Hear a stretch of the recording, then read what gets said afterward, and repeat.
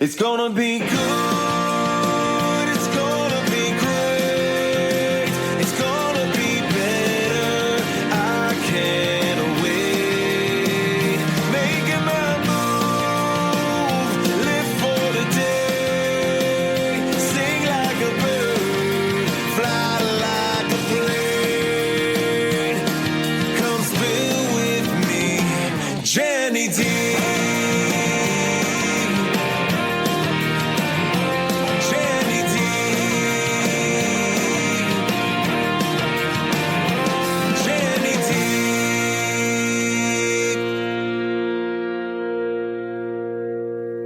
Hello, my beautiful people. It's me, Jenny D from Spill With Me, Jenny D podcast. I'm here with another episode. I'm here at Clair Health. Thank you so much for sponsoring this episode. I'm here. I feel like we know each other so well now because Dr. Mallory Ciuksza is internal medicine here at Clair Health. I actually had her on in July. We were talking about the residency program. But when I come to find out that we were at this garden swing party for Clair Health, which was beautiful and wonderful. And I was like, wait, what else are you doing? So in her spare time, Dr. Mallory, tell our listeners and viewers what exactly you have been doing to help the community with food assistance match is what it's called. So tell us a little bit about that. Of course. Thank you for having me. Obviously, it's great to talk with you again. The Food Assistance Match is a nonprofit organization that matches people's food assistance dollars that they're already using, like SNAP, FNMP checks, things like that, at farmers markets to double the benefit so that we are helping to make sure our food insecure neighbors are getting access to fresh, healthy foods. And we're also helping to support the local economy by supporting our farmers. And so the concept of matching food assistance dollars and SNAP dollars at farmers markets is not unique to FAM. That's actually something that's present at a state level in about 30 other states. But Pennsylvania doesn't have a statewide match. And so FAM is one of the organizations that helps to fill that gap locally. And we work with Bethel Park Farmers Market, and we are sponsored by Clair for them. So when did this come about? Because, with what you're doing, you're working at the hospital and your hours. So why did you want to get into this and start this here? So I was involved in the farmers market near my home in Bellevue. I was helping to run that farmers market and kind of on the committee level. And I understood through that process that there were a lot of people in our community who were food insecure and who were finding the farmers market as a space where they could use their food assistance dollars. When the pandemic hit, my husband and I and a lot of our local community members, because this project does not happen just by me, or it does not happen just with me and my husband. There are a lot of people who do this work. But in 2020, when the pandemic hit, we all kind of looked at each other and we said, this is going to be really bad for people in our community. There are going to be people who are quickly food insecure, who do not have access to the programs that do exist because they're going from being maybe financially okay enough to not being okay enough. Right, and everything's shutting down. Everything was shutting down. We had a lot of seniors in our community and senior high rises. And so we mobilized as a community together and we raised $100,000 and we started passing out meals to people.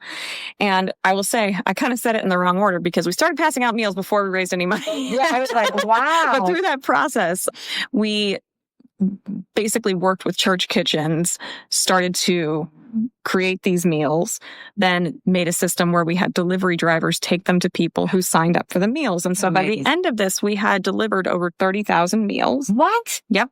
And we had raised... I thought you were going to say 30,000 meals. Absolutely. Yeah. We were doing 1,000 meals 3 times a week at one point. How many families are we feeding? I mean, hundreds of families. And this is just in the Pittsburgh region? This was and it was in where I live. So it was Bellevue, it was Brighton Heights, it was McKees Rocks, it was Emsworth, Westview, that whole surrounding community. Wow. So it was a big project. And we were able to bring people in who were in the food service industry who weren't able to work at that time because everything was shut down, but they had all this kitchen experience. And so they would help us design these meals. And then we were getting donations from all over the city. I mean, the way that people reached out during the pandemic was truly an insane thing to be a part of. And so during this time, we were creating all these meals, cooking all these meals, and then my husband worked with a tech company to allow us to use their product to basically have drivers follow a map and drop off at different sites and routes, kind of like Uber. Yes. So we really never heard about it was called the Feeding Neighbors program, and it went from March 13th until mid-July in 2020. And so at the end of that program, we had a little bit of money left over, but people had largely gotten to the point where the need was dropping off. We were seeing fewer people sign up. And why do you think that is? I think because they had gotten their food assistance programs in place. So they were able to sign up for SNAP. They were able to access some of the resources. There were a lot of things that the government was doing to help people during that time. Oh, nice. And so they had been able to we had been able to help them stabilize in our community through that time. And they were better. So we had this sort of emergency effort, right? During COVID. Okay. Yeah. And it was really an amazing experience. I learned a ton. But one of the things we came face to face with was the reality of food insecurity in our neighborhood. So there were still a lot of people who remained food insecure. When we started the farmers market back up, because again, a lot of the people who were involved in this work were, really aggregated around the farmers market. We asked the foundation community, who had largely supported our work, if it would be okay to use some of the dollars that were left over to match people's SNAP dollars and food assistance dollars at our farmers market. Wow. And so we did a triple match that year because we had no idea what it would be. And we matched $8,000 that first year. And we said, oh my God, this is so important. Mm-hmm. We have to do this again. We saw the community just light up and the number of people who started to depend on us in Bellevue.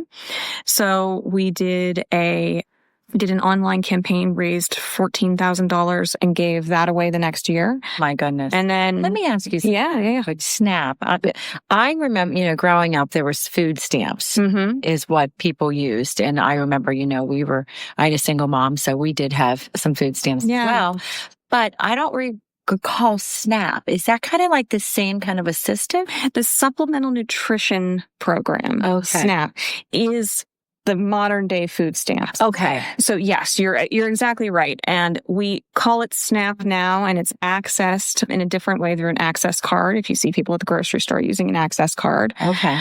And SNAP is the Supplemental Nutrition Assistance Program. And so one of the important things about that is SNAP dollars are not enough for any person to eat off of. They're just a supplement. Exactly. Children. Yeah.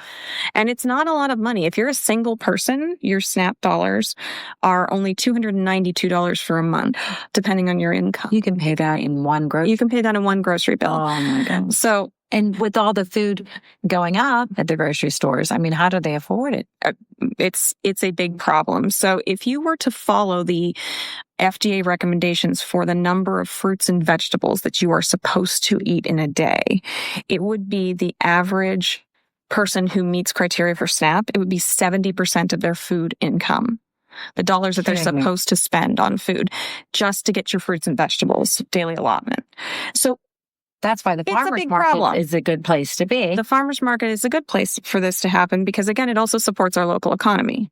So a farmer, yes, right. So anyway, I'll finish the story. No. I'll finish the story to kind of get to the end point, and then I do want to talk more about food insecurity because it's such a huge issue. Nice. So then in 2022, we got a community development block grant, which is federal monies for $32,000. We matched that. And at that point, we said we really need to incorporate into a full nonprofit because the numbers that we're seeing, the need is so great. Okay. We formed a board. We have amazing people on the board who are so talented and so bringing so much from their job, their life experiences to the work that we do. And so over the last 5 years, we have matched over $250,000. You're kidding. No, we expanded to 3 different markets. So we're in Cranberry, Bethel Park, and Bellevue. And that work has been just incredibly meaningful because now, as a physician practicing in the community, I can say to some of my food insecure patients, hey, this is a resource that you can use. Right. And food insecurity is a much bigger problem than people know. Right. So it's about 47 million people in America are food insecure. In Pennsylvania, it's 1.7 million. 43% of those people are older, our geriatric population. So, these are people who are on a fixed income. They already have health problems. Yeah. We know that 85% of chronic illness is diet related in America. And so there's so much we can do. Food that you're buying. Right. It's like maybe, you're going fast. It's not meeting their needs. Right. You're eating things that are unhealthy for you. Right. And if you go to your doctor and they tell you, you have high blood pressure, you have high cholesterol, the first thing that people ask is, what do I do with my diet? Right? Right. But the food that you need to support a problem of high blood pressure or high cholesterol is fresh fruits and vegetables. Right. And you can't afford to go get, and you can't afford it. So it's a really upside down problem. And programs like this work. We know because these programs exist elsewhere that these programs improve people's health. We know that they improve the number of fruits and vegetables that people eat. This has been studied in our own data from our own work. We know that it improves the vendors' economic resources. Okay. So our vendors tell us that they can attribute up to 30% of their income to the SNAP match process. Oh, that's wonderful. And it has actually helped some of our vendors lift out of SNAP eligibility themselves. So they've said to us, like, our income's so much higher than it was the years prior because of programs like this that we no longer meet for SNAP. So these kinds of things are, FAM is doing a lot of amazing work, but this program needs to be available statewide. So I was going to ask you that. So FAM has been around how long? 5 years. So this is something that your board and your husband, and you are the chair and the co-chair. Mm-hmm. You developed this, or has this been around? This is our version of this system in Pennsylvania, and other programs exist in 30 other states where they do SNAP match type programs. Now, ours is a little different for a couple of reasons. Number one, you mentioned that your family was on food stamps at one point. Right. That's part of my husband's story too. Yeah. And so one of our really important focuses through this process is creating and maintaining dignity for our patrons, prioritizing privacy, making sure that we are not asking for, personal information through the process as much as we possibly can to comply with the legal, guidance that we have. I totally understand. But we do this with such a focus on the dignity for our patrons because this is something that's really close to home. Right. We had neighbors down our street who were getting meals from us when we were doing the Feeding Neighbors program and who are participants in our FAM program at our market. These are our neighbors. These are our people. Even know. Huh? We didn't know. And so, when you become aware of that incredible need locally and in your own sphere, right, you can't look away from it. No, right? God, no. Yeah. And when it's part of your own story, as it is for you, as it is for my husband, he felt a lot of lack of dignity in the process of getting the help his family needed. And so we're really focused on that. We're really focused on that Nordstrom level service in our process as much as we can be. And so we work really intimately with the farmers markets that we provide this access to. It is so true what you said about that, like the dignity, like I remember like being in high school and like you could tell like the lower income families, we would have like a different lunch card. Yeah. And I think it was like tickets, like a blue ticket or something like that. So it was like, it's almost like people knew, which, back then it didn't really matter to me. I just wanted to be, you just want to eat. Mm-hmm. But, to see people nowadays, like, I can't believe this is still going on, that we are still having to feed America. Like there is, I think people are unaware what a big problem it is. Right. And especially in our communities. And like you said, right down the street. And so, and I have patients who really struggle with food insecurity. And they also, they're making decisions like, do I get my blood thinner or do I eat dinner? And so, and that's that's really what's facing a lot of our elderly community. And when you look at the stats and the numbers of, well, how is the food assistance match benefiting people in Bethel Park? It's over 90% senior farmers market nutrition checks, which are all people over 60 who make less than $28,000 a year. Oh my goodness. So think about that. Yeah. That is what is going on in Bethel Park. You have a fixed income. It's happening probably in every community. it is happening in every community, and it's happening here. Yeah. And it is hard to see it. When you think about that 47 million number, it's almost too much to think about. But 14 million of those people are kids as well.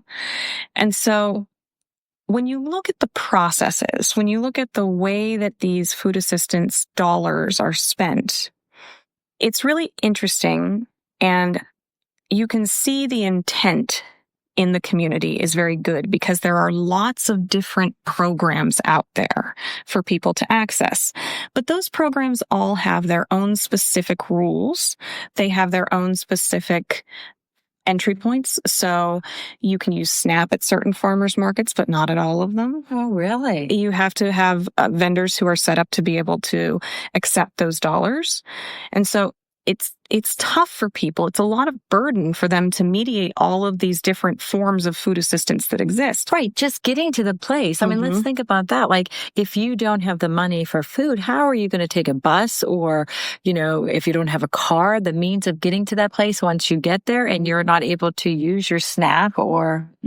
It's really a heavy burden we're placing on people who are food insecure. And so one of the things that FAM is really working hard to do is find a technology solution that aggregates these different forms of payment into one app, one software that allows people to put them all in one space and say, okay, I have this much money that I can spend in a farmer's market with these specific forms of payment that I've been able to access.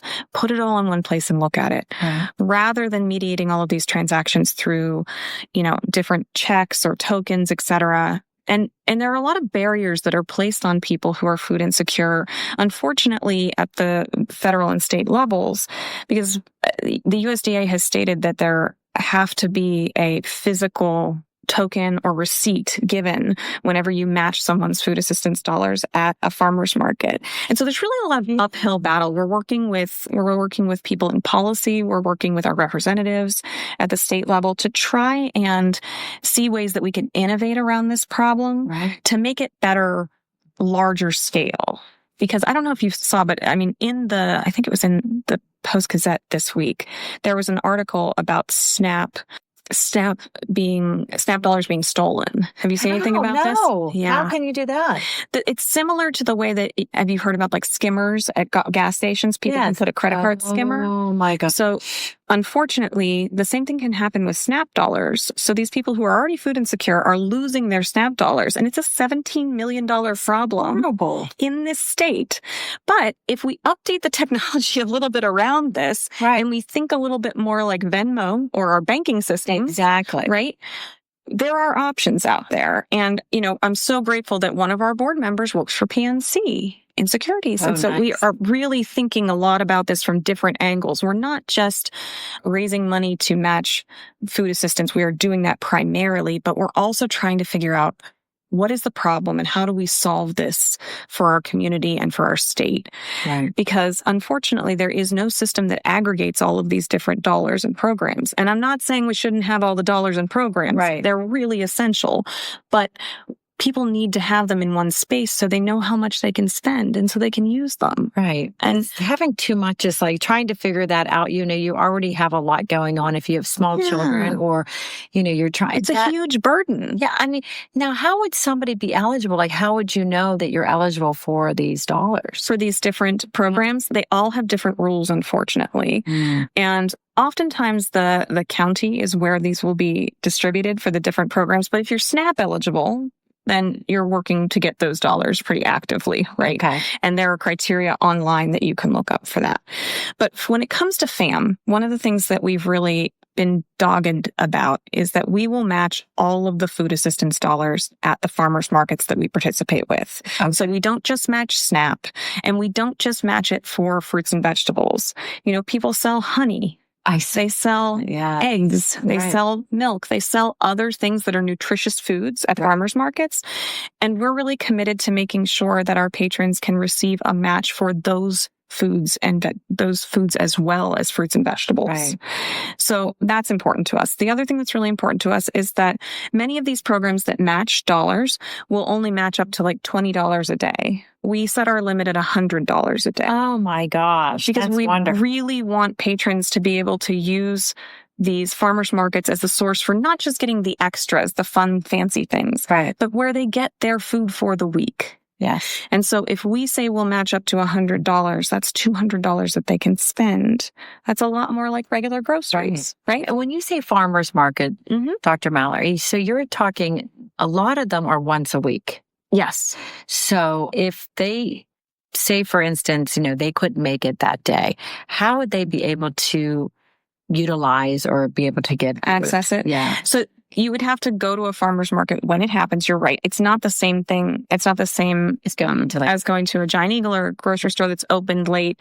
That's another barrier that exists to utilizing farmers markets. But the benefit and the value is you're getting more nutritious food that hasn't necessarily sat on the shelf for as long. That's true. Right. And so you're right. There is not a total accessibility, but the farmers market programs and the matches that exist in the markets that we work with are on 3 separate days. So, that's right. Right. So okay. Bethel Park is on Tuesday. Okay. Bellevue is on Wednesday. And if you've never been to the Bellevue Farmers Market, let me give a shout out to my hometown farmers market because it's beautiful. It's in a park. It's extremely well run. This is where the dignity focused model really started. And Bethel Park has taken on that mantle with incredible ways as well. We have such good partnerships there. And then we're also in Cranberry. I can't believe which serves a huge area. You're in the south, and then Bellevue would be considered the north as well. Yeah, we're just north of the city. Yeah. Yes. But we are... When's Cranberries? Cranberries on Friday. It's on Friday. Yes, sorry. Okay. Mm-hmm. Perfect. So so you have Tuesday, Wednesday, and Friday to access the food. Okay. Yeah. And so, farmers markets, again, they don't operate all year round, but what they do is help shunt these dollars back into our local communities. So another really important thing about these programs is when food assistance dollars are spent at farmers markets in programs like this, 62%, I believe, of that money goes directly back into the local economy, and over 90% stays in the state, as compared to spending that SNAP dollars at Walmart or somewhere else. So you're really benefiting your local economy as well and building up the people around you. It's so true. So there's this economic argument to doing programs like this and supporting our farmers. These are people who grow our food. Right. They're important. They are very important. Yes. So I think, there's a lot of wins. A lot of people benefiting from. A lot of people benefit from this in different ways. And, so we enjoy really strong relationships with our farmers as well, because they know these programs help support them. Right. So now, what is your future goal? Like, are you looking to expand in other markets in the state? Or are you like in Pennsylvania? Or are you trying to get in different areas as well? So yes, we're always open to expanding to new farmers markets. It's tough because we have to be able to fundraise for those markets, and we need to really think about what is the cost there, because we never want to go into a market where we can't say we're going to continue to support you, right? We never want to drop in and say, we can't afford this moving forward. So we do that really thoughtfully and intentionally, and we make sure that we have fundraising partners before we go into new markets. But one of our goals is to try and solve this technology problem. And so we're really hoping to gain some additional foundation support for those dollars, because this is something that will benefit the state and honestly at the national level. Being able to aggregate all of these forms of payment into one space will really help our communities, and it'll help our vendors too, again, back into the farmers as well. Right. So it's getting these programs up to speed and to act more like Venmo than like food stamps.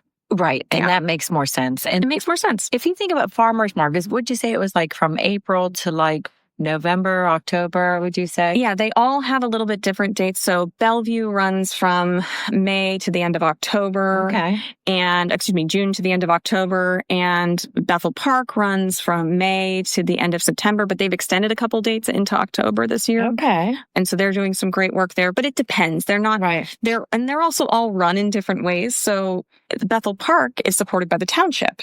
But in Bellevue, it's a completely community-run effort. Really? Absolutely. And I love they that. run all their own money and funding. Yeah, because then you have more of a say of like what you're doing.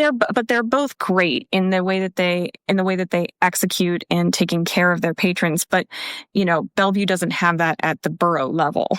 So it's not supported in that way. It's just different, Right.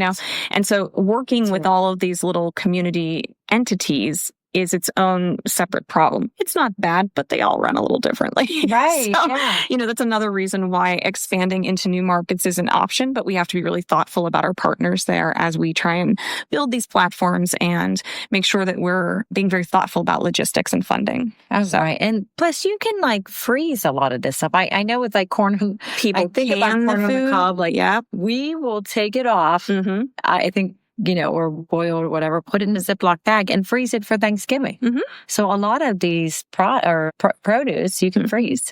We had one of our early kind of testimonials was someone who found herself out of work and had just had a baby. And she talks about, teaching herself to can food. Right. Because tomatoes, she was able to use our program to really buy a lot of things at a lower cost for her and her family than she could get anywhere else. Right. And she figured out how to can food so she would have it throughout the winter.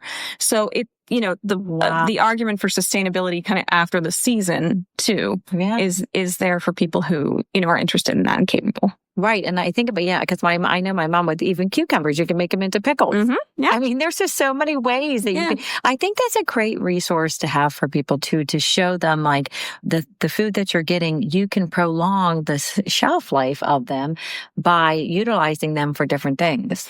And there are so many organizations in the food insecurity world and space who are trying to educate people and to attack those problems. Right. And, Adagio Health is another organization that they bring in demonstrations into farmers markets so people can try different foods. And there are all these kinds of programs that we've become aware of.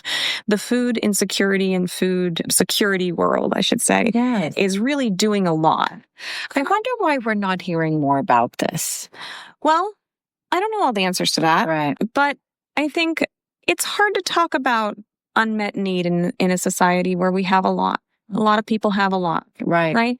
And it's hard to... And the waste. You think about what you throw away. And people waste. And people don't always want to think about that. But I would challenge people to lean into those conversations with your community members because you can do so much good. Right. You really can have an impact on these problems if you find small ways in your own circle to really grow where you're planted, And that's what this has been for us. That's the story of FAM, so to speak. Yes. I mean, even like, thinking about like Food Assistant March and, being a nonprofit. So you're able to really like meet those dollars with other vendors and... So fundraising is a big deal. And we have... I was going to say, what do you have coming up? Do you have anything coming up? We do. So we have Hunger Action Month in September. Okay.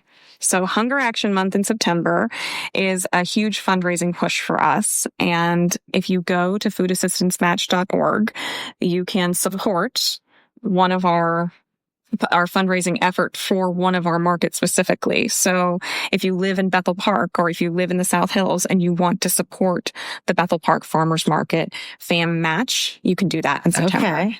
And perfect. FAM Match. And the same thing with Bellevue and Cranberry. So so you would just go on to foodassistance.org and then you'll foodassistancematch.org. Match.org. Mm-hmm. Okay. And then you'll be able to find things like that. So what else would you say that you're trying to see as far as the future of, being a doctor as well and like seeing your patients and seeing people that, maybe some people don't want to talk about it. They don't want people to know that they are, hungry and they're looking, they don't have the means to access to have the capabilities to have food. Like, what do you say to them? Like, how do you open up that conversation? That's the hardest thing I think right now. I think normalizing that people have unmet needs in our society, right? There are people in our society who suffer from a variety of needs and bringing up the fact that medications cost too much. I do that with my patients all the time. I say, I'm sorry this medication is so expensive. It is the best drug for you. If it's not something that you can afford, we'll figure out something else. But putting it on the table and saying, I understand this problem. This problem is real for many of my patients. Is this something you've struggled with? It's the same conversation I have with patients when I ask about history of abuse. When I have female patients, I say 1 in 3 of us have suffered abuse at some point in our life. Right. Has that been part of your story? Can I be sensitive to that on your behalf in our conversations moving forward? And when you normalize it and you help people understand that it's such a huge problem, that they're not the only ones dealing with it, I find that to be a very loving and kind way to enter the conversation and to figure out ways that you can help people. I think that too. Yeah. I think that if you open up the conversation and let people know that, like, I've been there, or, I know people that have been there, and that in any way that we can help, because that's the one thing about us as a society, as a community. Like, we are willing to help.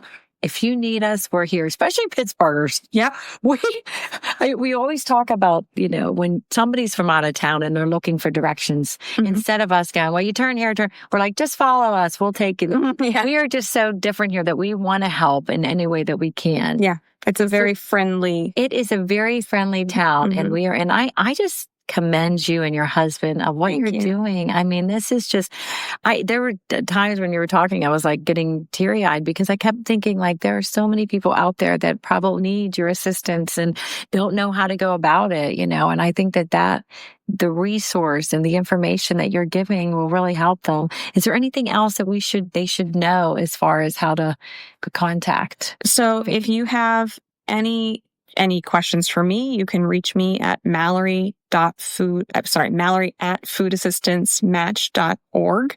That's my email. Okay. And you can, ask questions about the program there. This program exists through donations. We don't currently have large-scale grants that we're working on at the federal or state level. These are all donations. And so, we really count on our community to support this effort. And so I would ask that people really get excited about Hunger Action Month and about helping their community. Right. And because we are a nonprofit, it's all tax write-off. We can provide you with a letter and make sure that it's represented that way for anyone who donates. So okay, so they'll be able to go on what we were talking about, the foodassistantmatch.org, to donate as well to help. That's wonderful. Thank you. I see that the future. I really see this becoming like in every area, every community. We would love that. Saving lives. My husband and I joke that, our biggest goal for FAM is that it becomes a statewide program and our nonprofit never exists. Yeah. Is that we go away, right? Yeah. This becomes a statewide program as it is in other states. Right. Because what we see our role is proving that this level of match can work. Right. And that this level of match is feasible and it does provide health outcomes. We're really working with the residency program to try and define some of those outcomes with people, which is a hard thing to do. It's hard to prove that feeding people makes them healthier. That's hard. Crazy. It's hard to prove.